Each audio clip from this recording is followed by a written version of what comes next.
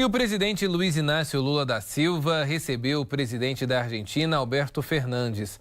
Nesse encontro, os presidentes sul-americanos conversaram sobre soluções econômicas entre os países.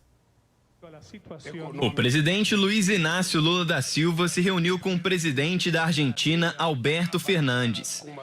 Entre os assuntos discutidos, a economia foi o principal assunto, com foco nas exportações de empresas brasileiras para o país vizinho. Em declaração após o encontro, que teve participação de integrantes do alto escalão da área econômica dos dois países, Lula afirmou que vai fazer de tudo para ajudar o país vizinho e comentou a dívida da Argentina com o FMI. Vamos continuar conversando com o BRICS para saber como é que eles podem ajudar. Vamos seguir charlando com eles para ver como podemos ajudar. Eu pretendo conversar Eu tenho a intenção de através do meu ministro da Fazenda, através de meu ministro de Hacienda, com o FMI, com o Fundo Monetário para tirar a faca do pescoço da Argentina. Para quitarle o cuchillo al cuello da Argentina.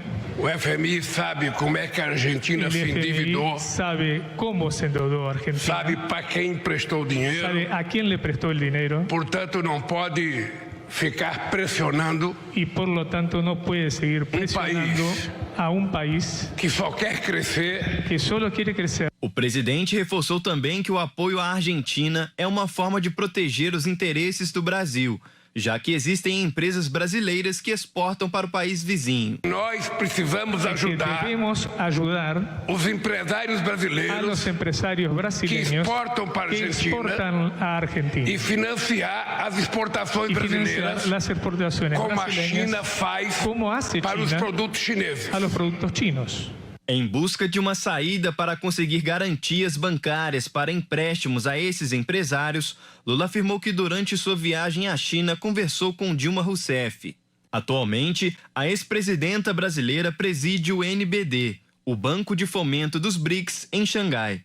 Lula afirmou que o presidente da China disse que precisa rever o regulamento do país. Dizendo que o Xi Jinping mandou o ministro das Relações Exteriores da China, o ministro das Relações Exteriores de China, aí a Xangai conversar com ela. A que fuera a Xangai a charlar com a presidenta Dilma. E chegaram à conclusão de que para poder ajudar é preciso mudar um artigo. Se deve cambiar um artículo.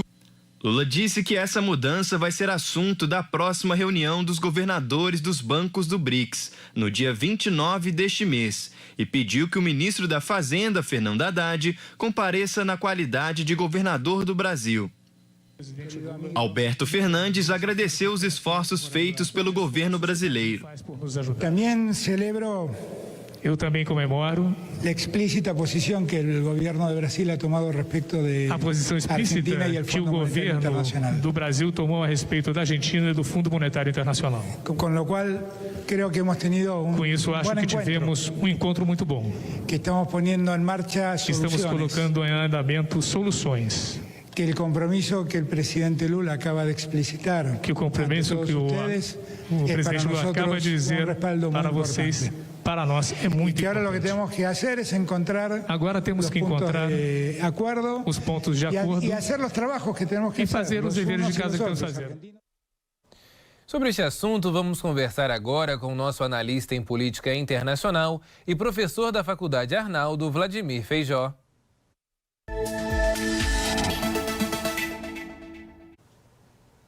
Professor, uma ótima noite ao senhor. Vamos começar esse bate-papo falando sobre política regional. Afinal de contas, sempre abordamos muita questão na Europa, guerra na Ucrânia, mas hoje um assunto bem próximo. Como é que o senhor avalia essa atuação, nessa atual, na verdade, relação entre o Brasil e a Argentina no âmbito político e também econômico? Professor, uma boa noite.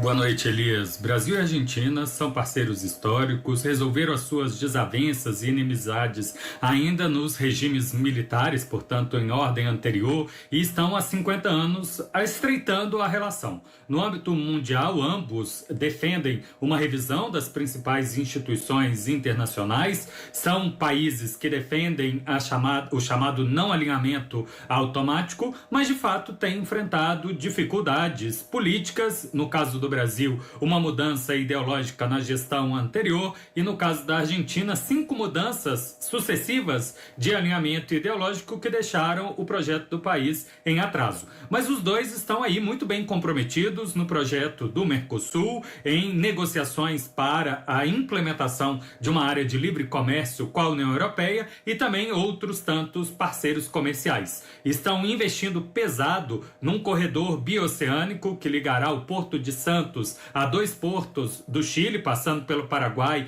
e pela Argentina, facilitando bastante a exportação tanto do centro-oeste brasileiro como de todo o norte da Argentina para a Ásia e, com isso, elevando as oportunidades de desenvolvimento desses 2 países. Para o Brasil, especificamente, a Argentina é o 3º maior parceiro comercial, tanto em importação quanto exportação, com um detalhe significativo. Apesar da crise econômica, o PIB per capita, a população argentina é relativamente rica se comparada com a população brasileira, tendo, em média, $3.000 a mais por ano do que os brasileiros. E é por isso que justifica a importação de muitos produtos industrializados do Brasil. Então, como o presidente brasileiro dizia, é uma oportunidade muito grande que a gente está deixando de explorar por esse mercado argentino poder ser ocupado por produtos feitos no Brasil e não de outros países do mundo.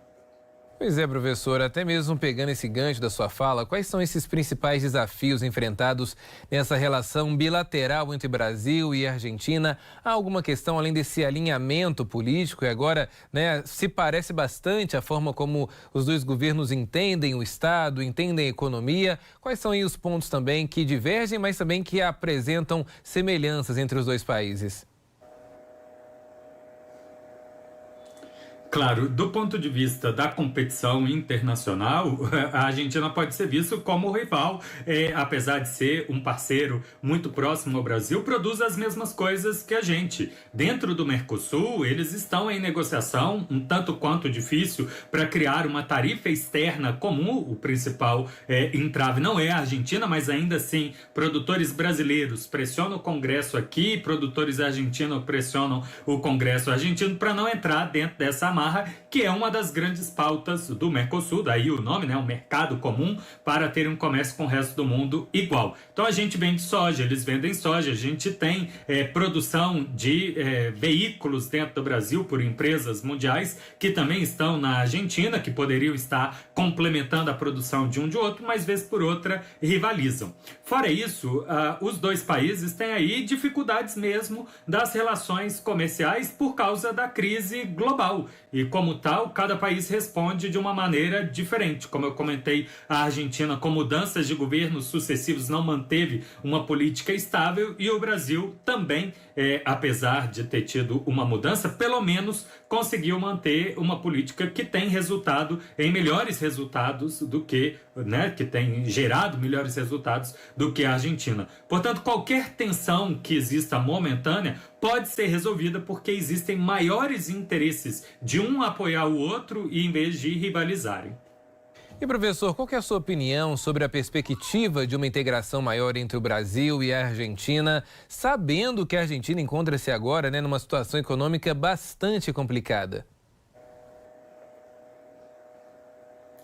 Claro, essa integração ela vai ser vista do curto prazo. O que emergencialmente precisa ser feito é, de alguma forma, recuperar esse importante parceiro do Brasil, em especial importador de produtos essenciais, dessa tentativa do governo atual de reindustrializar o país, também permitir que eles continuem exportando fertilizantes que são tão essenciais para o Brasil, para não ficar tão dependente das importações da Rússia, mas também, em especial, ficar aguardando quais serão os potenciais candidatos na próxima eleição presidencial da Argentina, já que o atual presidente e a vice-presidente não devem concorrer. Então, projetos de médio e longo prazo têm que ser deixados em pausa, afinal não faz sentido negociar nada agora que precisa ser renegociado com a futura gestão.